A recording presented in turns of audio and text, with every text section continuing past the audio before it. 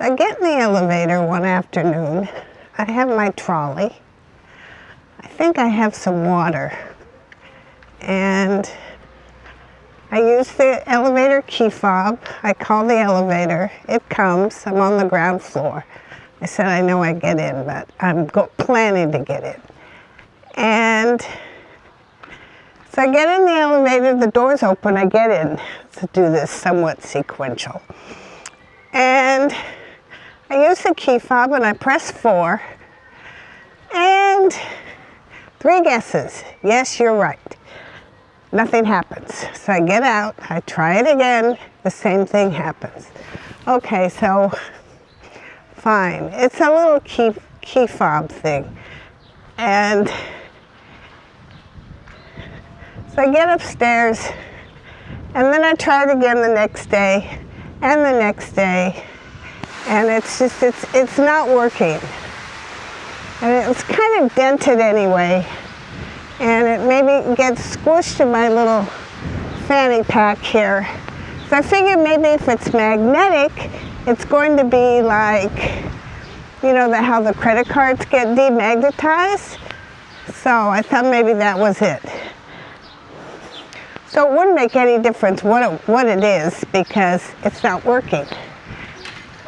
So I wait about a week and I WhatsApp the boss, the owner, who, as you know, doesn't live here, but she's very good about getting things done. So here's a view of where I am. And so I tell her, you know, it's not working.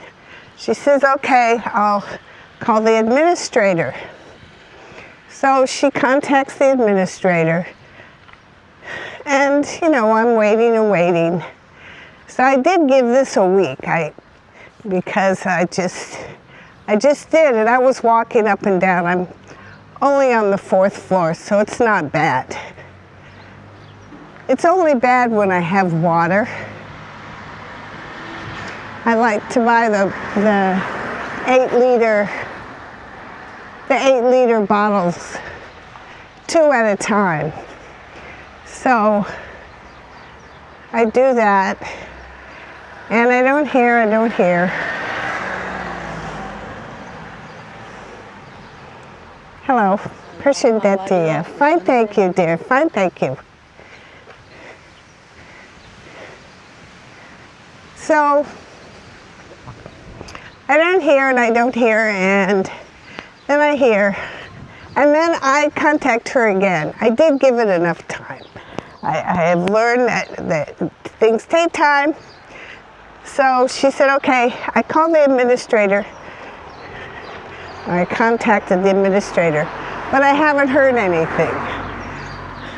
Okay, so she contacted him again, and she did say in the meantime that I used the one from my neighbor, Val, whom you already know as my neighbor, the language teacher. She never uses it, never ever uses the elevator. She always walks. We live on the 4th floor, and so it's actually okay. It's better. But anyway, so I go to use hers, and of course, with almost absolute certainty, the doors don't close when I use hers. So meanwhile, I've gotten in touch with the owner again, and I'm going to continue this in a few minutes. So she says, you know, she'll call the administrator again. She gets in touch with the administrator. The administrator says, okay, he has the thing. He has the key fob, and to, have me pick it up along with 15,000 euros. Now, I understand my position here. I'm a foreigner, and I know I pay a little more, a few hundred lek more, maybe not all the time, but sometimes. But even for me, that was a little steep. So I immediately wrote her back at, 15,000 with the question mark.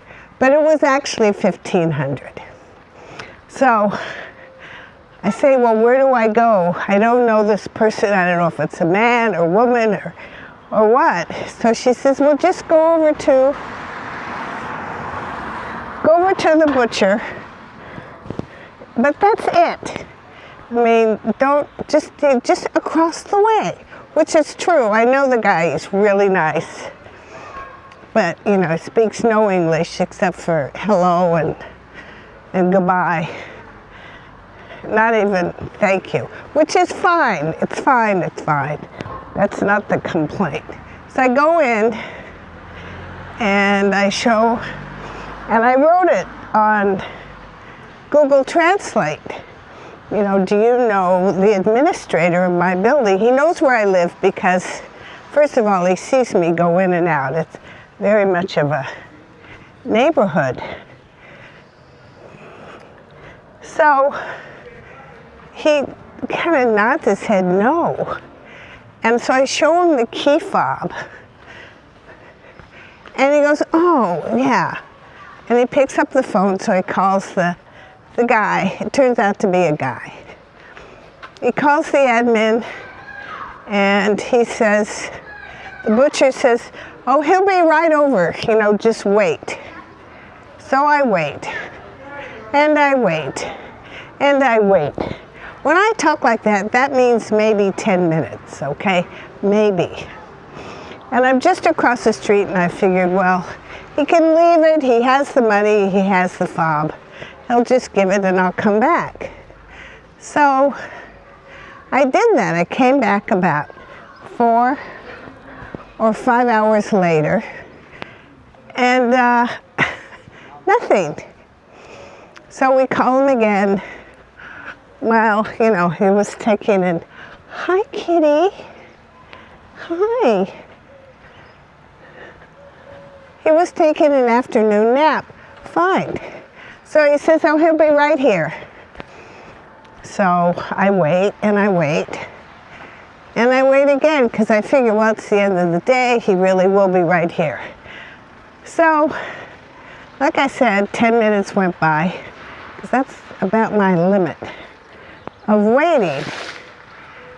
Because it's a small town, and I'm easy to find. So I go upstairs. My balcony looks directly over the shop where the butcher is and the whole parking lot. And I can hear the cars going in and out. What made me think that I would know who he is? I haven't the slightest idea, but I do. That's what I think. So I go upstairs, nothing. So I'm way in the back, and the maximum it could be is 600 feet. So I hear banging at the door. Well, it's the administrator. Perfect.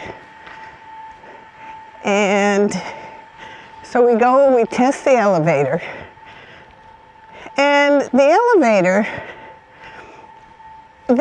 in between all of this young kid, well, a kid to me, 14, I think, a skinny 14, takes me up in the elevator, and when he used my key fob, I saw him put the key fob in, it made the connection noise, and he pressed the floor number like almost at the same time, and then the elevator went. So that's obviously the trick. So we're testing the elevator with the key fob with the admin, who doesn't say a word about this. And now, the elevator doesn't come all the way down to the ground floor, which is where we were. The elevator has a glitch in it that the techs cannot figure out. So if you're on the ground floor and you're calling the elevator, it may or may not come down to the ground floor, And if it doesn't, it stopped at the second floor. So that's where it ended up. That's my story. That's Albania. That is living here. It's okay. As long as you know. And you don't get nuts about it. I'm going to leave you with that, as long as you don't get nuts about it. Because there's nothing you can do. You're the only one that's going to suffer.